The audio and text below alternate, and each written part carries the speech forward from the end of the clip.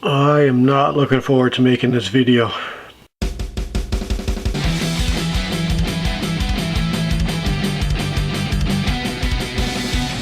A little while ago, one of the booktubers that I follow, named Steph from Steph's Bookish World, participated in an Ally-A-Thon where her and a few other booktubers decided that they would read some books that related to Islam or were written by Muslim authors and that sort of thing in an effort to connect a little bit more with the Muslims in their community.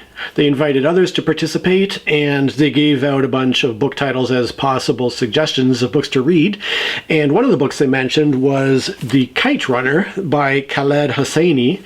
And I thought, well, I bought this book a while back at a thrift shop and it's just been sitting here on the bookshelf. This is maybe a good idea to take it down and give it a read and do my little bit to participate in that Ally-A-Thon. And wouldn't you know it, just a week or two after I finished reading this book, in the city where I was born and raised, London, Ontario, there was an attack against a Muslim family where a man intentionally drove his truck and killed 3 generations of a Muslim family just because they were dressed as Muslims, and he targeted them for that reason. My grandfather, who was still alive at the age of, I think he's 95 now, or 96, he fought as an infantryman with the Montreal Black Watch during the Second World War, and he helped to liberate Europe from the Nazis.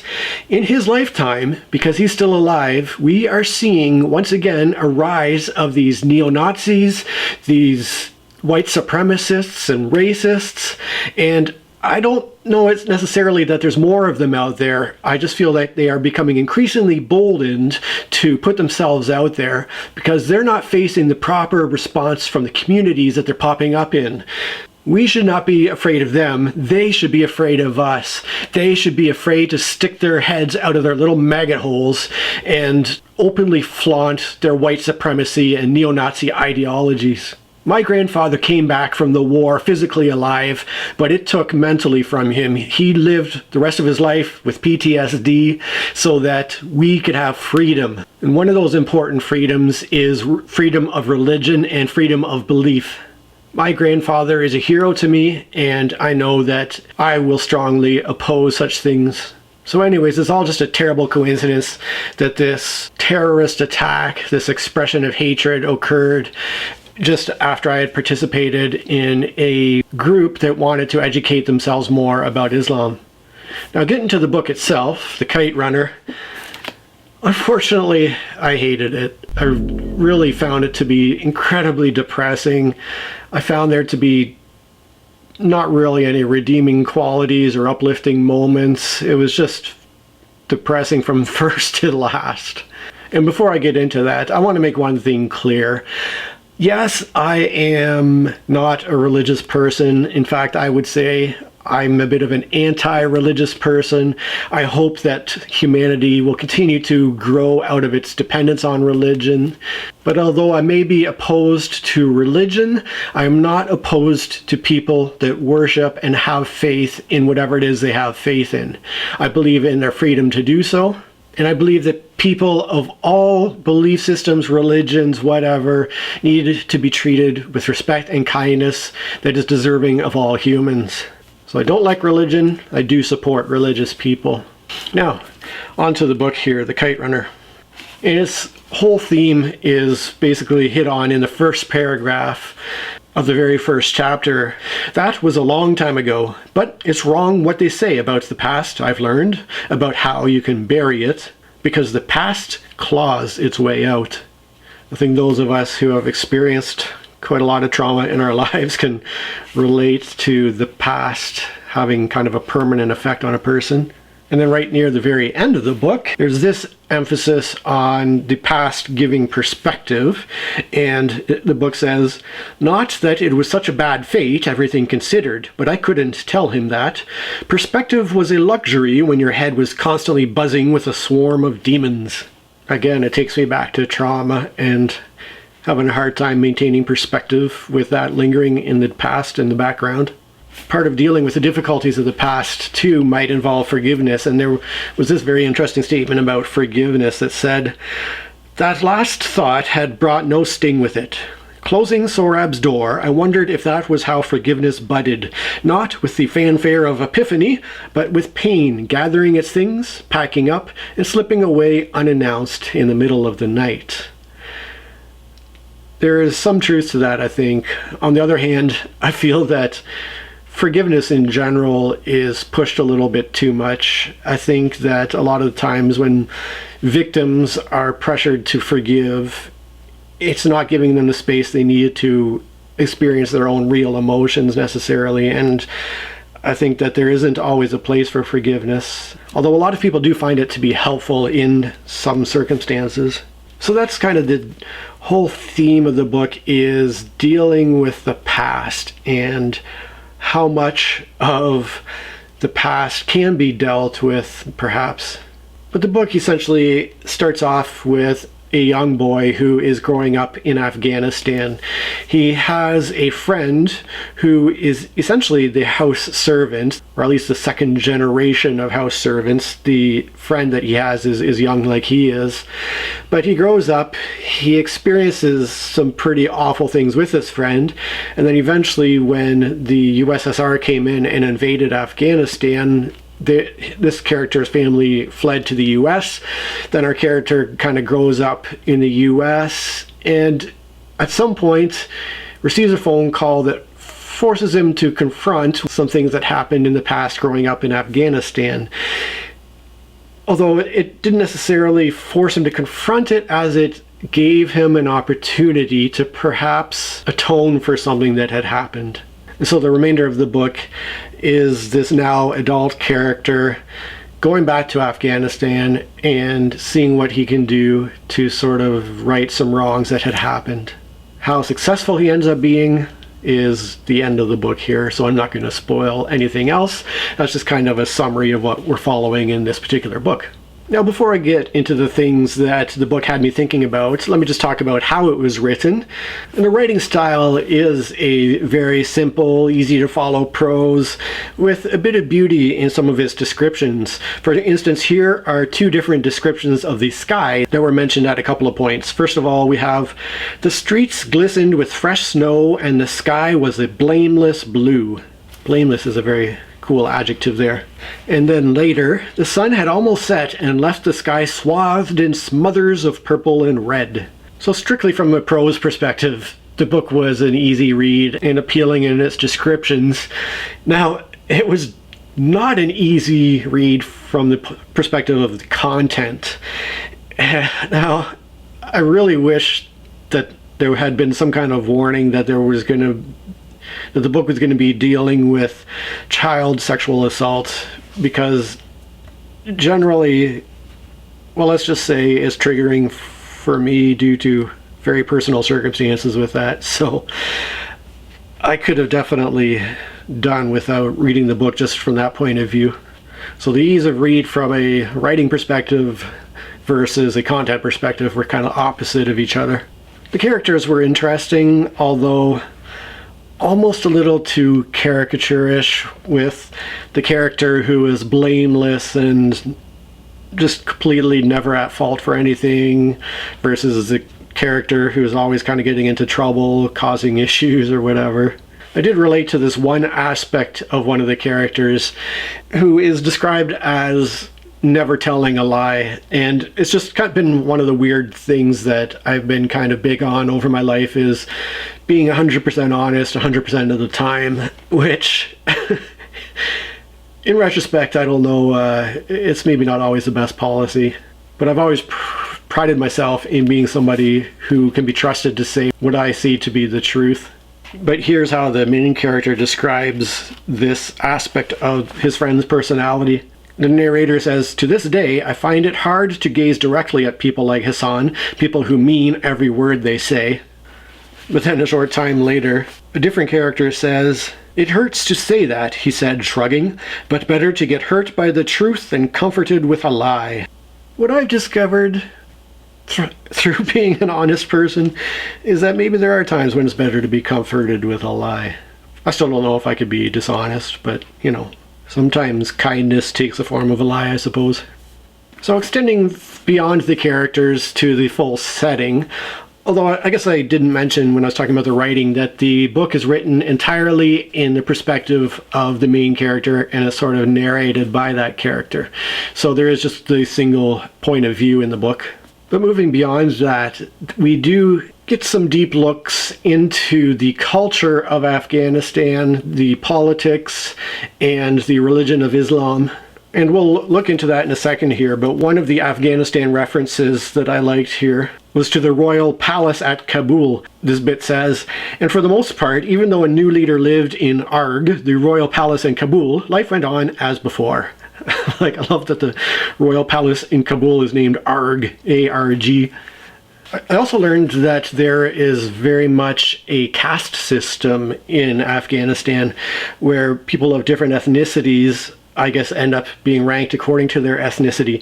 For example, that character Hassan I was talking about, who is always honest, it says this about him: "Maybe Hassan would have had a home of his own now, a job, a family, a life in a country where no one cared that he was a Hazara, where most people didn't even know what a Hazara was."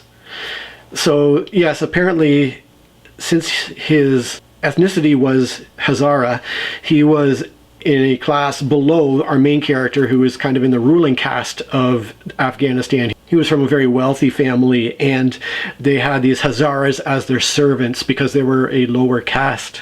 Now, as Westerners, we can kind of turn up our noses at the idea of a caste system and saying that people are better or worse based upon their ethnicity or whatever, but I mean, try having somebody who is homeless walk into a country club and see if we don't have built-in caste systems too, based on economics, let alone how minorities are treated in comparison to the majority white people.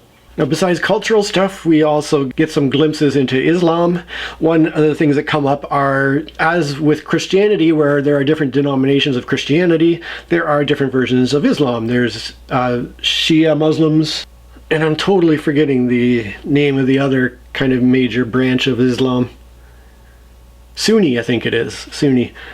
So another character here is described in this way: "Like Ali, she was a Shia Muslim and an ethnic Hazara. She was also his first cousin and therefore a natural choice for a spouse."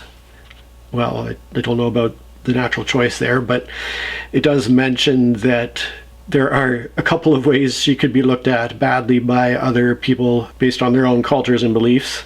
As somebody who myself grew up in a very strict conservative Christian environment and got all the perspective from that point of view, it was familiar and discouraging to read about these sects of Islam and how they conflict and war with one another. And, you know, you read about the Shia and the Sunni actually killing each other over their faith, and you think about all the history between Catholics and Protestants and the blood that was shed over those two slightly different versions of Christianity. And it's like, yes, this looks all too familiar. Interestingly enough, though, the main character grows up in a fairly secular household. His father isn't too big into religion in general, although the way he's described makes him sound like a religious person. The character says this about his dad: "The problem, of course, was that Baba saw the world in black and white, and he got to decide what was black and what was white." Now, the reason he got to decide that partly was because he was amongst the very wealthiest and highest class sort of people in the country. But what does religion do if not take all the mysterious and beautiful shades of gray of life and turn everything into black and white? The central character also grew up pretty much without women in his life. Essentially, in this very large house they lived in was just him and his father, and then there was the father and son team of servants that looked after them. So it was basically just 2 men and 2 boys growing up in this household. And so it's not until later in life that the author sort of notices the disparity between how men are treated and how women are treated in the Afghan culture and in the religion of Islam.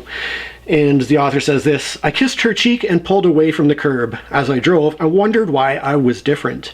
Maybe it was because I had been raised by men. I hadn't grown up around women and had never been exposed firsthand to the double standard with which Afghan society sometimes treated them." And once again, I was thinking back to my Christian upbringing and thinking how women were always subservient, much lower class than men were. And while I know that there are a few Christian denominations out there that allow women to be lead pastors in their churches, although that is certainly not widely the case across the board, it makes me wonder if there are women imams in Islam, if there are women rabbis in Judaism, and whether there's really any major religion that doesn't place women below men in the sort of ranking of things. When the author is initially growing up in the 1970s in the book, Afghanistan is free and the people are not religious in an extreme sense. Now, the events of the book follow Afghanistan from when like I said, the Russians first invaded, and they were there for about a decade or so and eventually left. And then with that power vacuum, then the Taliban came in, and they were the ultra extreme religious sort of organization that forced the country to become extremely ultra religious. And so then, of course, along comes the US, which is covered just at the tail end of this book, to invade and do their own thing, which we as Canadians, I think, still have military in Afghanistan, as far as I know. And then, of course, when the Western forces leave, then once again the Taliban will come in and force people under this really extreme religious rule. But this is how the author described the Afghan people as a whole. He says, "The Hindi kid would soon learn what the British learned earlier in the century, and what the Russians would eventually learn by the late 1980s, that Afghans are an independent people. Afghans cherish custom, but abhor rules." And then along comes the Taliban into that and enforces these really outrageously strict religious rules on the society. In fact, the author talks about the Taliban rule when he returned to Afghanistan as an adult, and he was talking about this one soccer match he attended. He said they were sitting in the stands watching the match while young whip-toting Talibs roamed the aisles, striking anyone who cheered too loudly. So even for cheering too loudly at a sporting event, they could get publicly whipped. And during halftime of the soccer match, there was an actual public execution where they executed this couple who were supposedly participating in some kind of adultery or extramarital affair or something along those lines. And so you feel really bad for the Afghan people who had the freedom to worship their God in the way that they wanted to worship him. And then along come these horrible Taliban folks to turn their lives upside down. But going back to when the Russians invaded the country, of course, the US wasn't happy about it. And the character's father was pretty critical of the US. So it says here, "He loathed Jimmy Carter, whom he called a big-toothed cretin. In 1980, when we were still in Kabul, the US announced it would be boycotting the Olympic Games in Moscow." "Fa-wah," Baba exclaimed with disgust. "Brezhnev is massacring Afghans, and all that peanut eater can say is, 'I won't come swim in your pool.'" And then, wouldn't you know it, a couple decades later, the US are invading Afghanistan. This world is literally insane. But then, of course, the characters in the book, or at least the main character and his dad, flee Afghanistan when the Russians come. They find a new world in the US. And, of course, they end up in a community of other Afghans who have fled the country and find themselves trying to start over again in the United States. One thing they would do together is they would participate in a weekend market where Afghans would come and have their own section of the market where they sold their wares. And the book says, "I ran the stand sometimes as Baba sauntered down the aisle, hands respectfully pressed to his chest, greeting people he knew from Kabul, mechanics and tailors selling hand-me-down wool coats and scraped bicycle helmets, alongside former ambassadors, out-of-work surgeons, and university professors." So, as with all immigrants coming to a new country, you have this incredible skill that's available, and yet we have these surgeons and university profs who are selling wares at a market because they can't get work in their new country. And it's the same old story of the taxi driver who is a doctor from another country and that sort of thing. But yeah, it goes to show that immigrants often do have a lot to offer us. But at the end of the day, like I said, the book started out depressing. It got even more depressing. And let's just say I didn't enjoy how it ended. The other day, I was chatting with my friend, and I told him that I had just read the Kite Runner, and this look of pain just came over his face, and he was shaking his head, and I was like, yeah, that's kind of how I ended up feeling too. It was reading about humans treating each other horribly because of caste systems. It was about religion teaching people hatred and horrible behavior.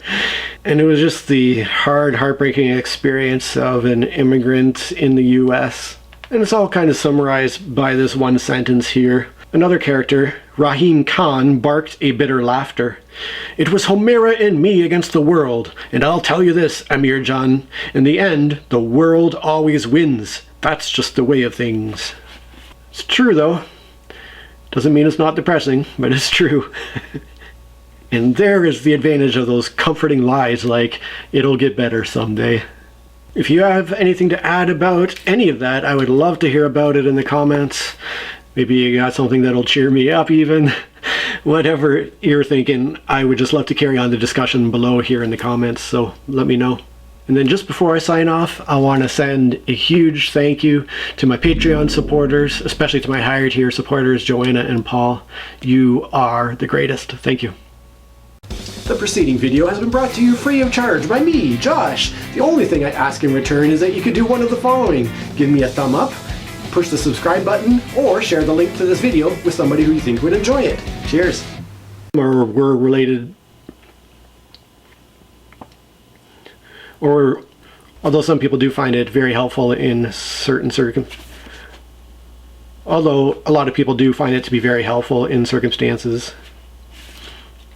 Although a lot of people do find them, although some people do find it, and then right near the opposite, or at least one of this, and bustle of an Afghan city to the, well, whatever.